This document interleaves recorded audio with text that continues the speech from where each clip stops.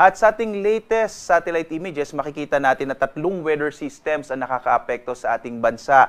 Ang hanging amihan, partikular na sa Hilagang Luzon, meron pa rin tayong shear line o yung banggaan ng mainit malamig na hangin, partikular na nakakaapekto sa may silangang bahagi ng Southern Luzon, at ang patuloy nating pagmamonitor dito sa may low pressure area. Ito yung dating bagyong si Kerubin at ngayon nga ay malapit na to sa may area ng Camiguin, sa lalawigan ng Camiguin sa may bahagi ng Northern Mindanao. Makikita natin malaki pa rin yung tsansa na magiging maulan sa malaking bahagi ng Visayas at Mindanao, gayon din sa Palawan, dulot nga sa pag-iral pa rin nitong low pressure area na ating minomonitor. May tsansa pa rin na maging bagyo ito, pero posible bandang araw na ng linggo habang ito ay kumikilos sa may bahagi ng papatungo sa may West Philippine Sea. So posible pa rin ito maging bagyo sa may labas or habang lumalabas ito ng ating Philippine Area of Responsibility. Kaya patuloy pa rin tayong magmomonitor dito sa low pressure area na ating binabantayan. Maliban dito sa LPA na malapit sa may area ng Camiguin,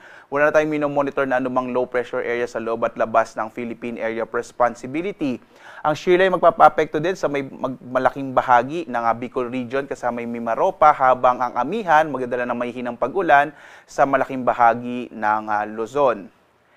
Narito nga magiging lagay ng panahon sa may bahagi ng Luzon, malaking lugar ng Bicol Region kasama ang area ng Quezon Province at ang mga lalawigan ng Oriental, Occidental Mindoro, gayon din ang area ng Marinduque at Romblon ay magiging maulan sa araw na ito. Dulot pa rin yan ng shear line. Ito yung banggaan ng mainit at malamig na hangin.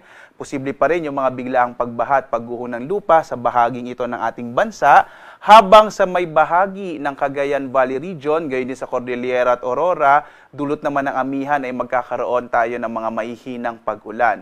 Sa lalabing bahagi ng ating bansa, sa Kamaynilaan at lalabing bahagi ng Luzon, asahan pa rin yung generally fair weather, pero posible pa rin yung mga isolated o pulupulong maihinang pag-ulan dulot nga ng hanging amihan.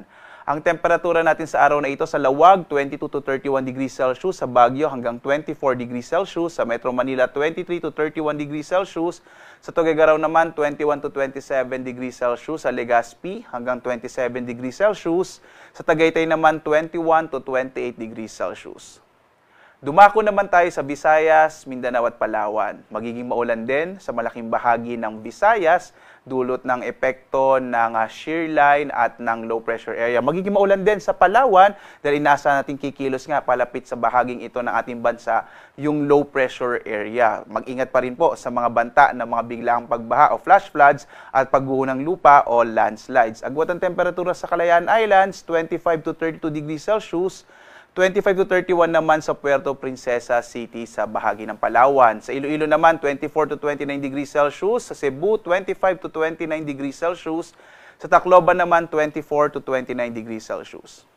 Malaking bahagi pa rin ng Mindanao ay makararanas ng maulap na kalangitan na may kalat-kalat na mga pag-ulan, pag-inat, pagkulog. Dulot pa rin yan ng low pressure area na kumikilos sa bahagi ito ng ating bansa. Agwat ang temperatura natin sa Zamboanga, 23 to 32 degrees Celsius. Sa Cagayan de Oro, 24 to 29 degrees Celsius. Habang sa Davao, 24 to 31 degrees Celsius. Bukas naman ay inaasahan natin na magpapatuloy pa rin itong gale warning na nakataas sa partikular na dito sa may area ng Batanes, Cagayan kasama ang Babuyan Islands, gayon din sa mga lalawigan ng Ilocos Norte, Ilocos Sur at mga baybayin din ng Pangasinan at sa northern and eastern coast ng Catanduanes. Makikita natin sa mga lugar na ito patuloy ang pag-iral ng hanging amihan o northeast monsoon. Magiging malakas pa rin yung hangin na magdadala ng malaking pag-alon ng karagatan. Delikado pa rin po maglayag ang mga malitasakyang pandagat, maliliit na mga bangka sa mga bahaging ito ng ating bansa dahil nga inaasahan natin yung malalaking pag-alon ng karagatan. Mag-ingat po sa mga kababayan natin.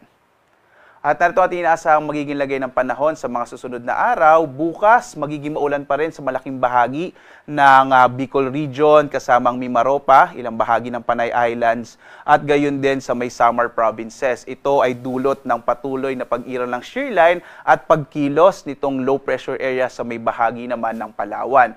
Pagdating ng araw ng linggo, inaasahan pa rin natin yung epekto ng shear line, kaya maulan pa rin po sa bahagi ng Bicol Region kasama ang Quezon Province, ilang bahagi ng Region 8 dito sa may area ng Northern Samar, Eastern Samar at lalawigan ng Samar, at ilang bahagi ng Panay Islands, itong Aklan, Capiz, at ilang bahagi ng Mimaropa. Sa mga kababayan natin, sa may bahagi ito ng ating bansa, iba yung pag-iingat nga sa posibilidad ng mga biglang pagbaha at pagguho ng lupa. Ito yung tatawag nating flash floods at landslides.